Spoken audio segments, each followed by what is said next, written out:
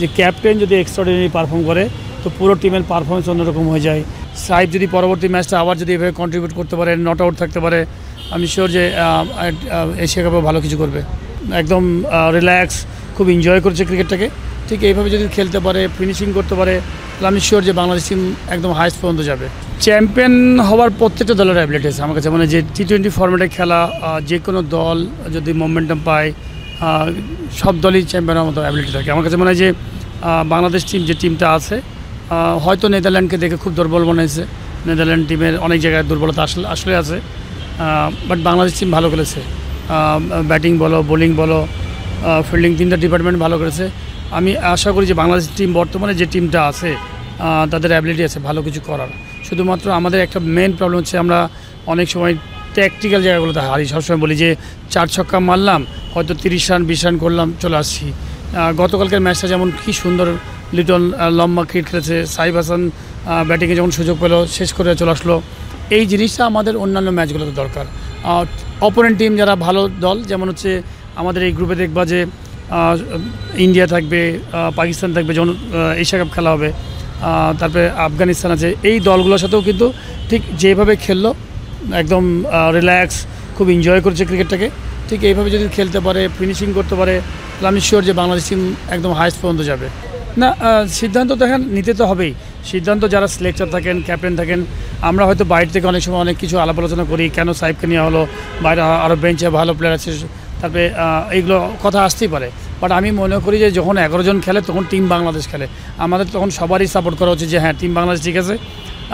Toss এবং খেলা শেষ হওয়ার পরে অনেকেই সমালোচনা করে, হেরে যাওয়ার পরে এরে কেন নিল, ওরে কেন নিল, এরে বোলিং করালো কেন।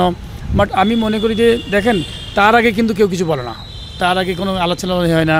তো ইম্পর্টেন্ট হচ্ছে ম্যাচ যখন চলে তখন আমার মনে হয় যে কোচ, ক্যাপ্টেন এবং সিনিয়র প্লেয়াররা যেটা ডিসিশন নেয়, নিঃসন্দেহে ওই অবস্থা বুঝেই কিন্তু তারা ডিসিশন নেয়। আমার মনে হয় যে গতকালকে সাইফকে খেলাইছে খুবই ভালো, যেহেতু সাইফ ভালো খেলে আসছে কয়েকদিন আগে, আপনি জানেন। এবং একটা জিনিস হচ্ছে কি, তার সাথে বোলিংও পেয়ে গেল, একটু পার্ট টাইম বোলার হিসেবে 2 ওভার বল করে দিয়েছে, ব্যাটিংটা খুব সুন্দর ফিনিশ করেছে। স্টার্টিংটা একটু মানে গোছাতে যাচ্ছিলো, খেলা 1-1 করে খেলছিল, বলটা ঠিকমতো ব্যাটে লাগছিল না তার, বাট পরে এত সুন্দর ফিনিশ করলো, খুব সুন্দর। আমার কাছে দেখে ভালো লাগছে যে একটা প্রেশার থাকে, নতুন অনেক দিন পর খেলছে, তার মধ্যেও তো একটা প্রেশার কাজ করে। বাট সব কিছু মিলে সুন্দর। আমি মনে করি যে সাইফ যদি পরবর্তী ম্যাচটা আবার যদি এভাবে কন্ট্রিবিউট করতে পারে, নট আউট থাকতে পারে, আমি শিওর যে এশিয়া কাপে ভালো কিছু করবে। যে কোনো ক্যাপ্টেনের, যে কোনো শুধুমাত্র ক্রিকেট না, সব জায়গাতেই আমরা মনে হয় যে সামনে থাকে লিডার, তার পারফরমেন্সটা খুব ইম্পর্টেন্ট। একটা মিছিলের মধ্যে যিনি লিডিং করছেন, সে যদি চুপচাপ থাকে তাহলে লিডিংটা আসলে কিন্তু ভালো হলো না। তো সেইখানে আমি বলছি যে ক্যাপ্টেন যদি এক্সট্রাঅর্ডিনারি পারফর্ম করে তো পুরো টিমের পারফরমেন্স অন্যরকম হয়ে যায়। এবং ক্যাপ্টেন হচ্ছে এটা আইকনিক ব্যাপার, যে ক্যাপ্টেনকে দেখেই এক্সাম্পলের মতো যে আরও সবাই উৎসাহ বোধ করবে।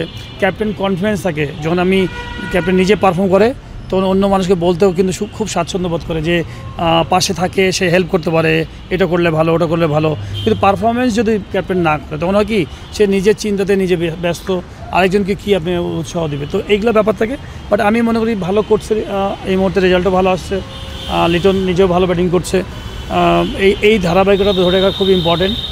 বিশেষ করে আমাদের টপ অর্ডার ব্যাটসম্যানরা কিন্তু ভালো করছে। আপনি তামিম জুনিয়রের কথা যদি বলেন, ইমন ভালো ব্যাটিং করছে, সাইফ গতকালকে রানে আসছে, অনেকদিন পর খেলছে, লিটন দাস ভালো ব্যাটিং করলো।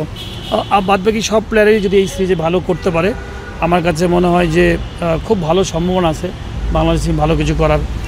বাট এই যে এনজয় করছে, নেদারল্যান্ডের সাথে যেভাবে সুন্দরভাবে ব্যাটিং করলো, ফিল্ডিং করলো, বোলিং করলো, এই বড় ম্যাচে সেম এরকমই রিল্যাক্স এনজয় করতে হবে, পার্টনারশিপ তৈরি করতে হবে, যেন আমরা সুন্দরভাবে একটা দিনের মধ্যে সবাই যেন ভালো খেলতে পারি। দুর্ভাগ্য তো আমাদের যে আর কেন বোলার আসছে না। প্রথমে বলবো তাসকিন অসাধারণ বল করেছে গতকালকে, আপনি যদি দেখেন 4 উইকেট, প্রথমে এসে ভালো একটা ব্রেক থ্রু দিয়েছে এবং সাথে মেন জায়গাগুলোতে ভালো উইকেট নিয়ে গেছে, ভালো রিদমে আছে। হয়তো শরীফুল একটু এক্সপেন্সিভ ছিল, বাট ভালো বোলার।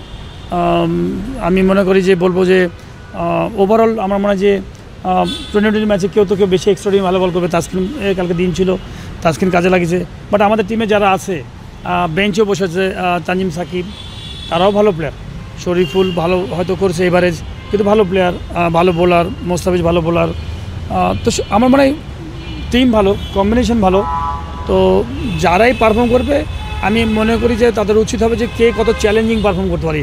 যে টিমে ঢুকবে পারফরমেন্স করতে চাই, মানে হাংরি হতে হবে যে না আমি 11 জনের মধ্যে খেলছি, আমার কাজটা কি ভালো বোলিং করা, আমার কাজটা কি ভালো ব্যাটিং করা, আমার কাজটা কি ভালো ফিল্ডিং করা। যার যখন যে দায়িত্বটা আছে সেটা যদি ভালো করে, ইন্ডিভিজুয়ালি সবাই যখন ভালো করবে দেখবেন যে টিম ভালো হয়ে গেছে।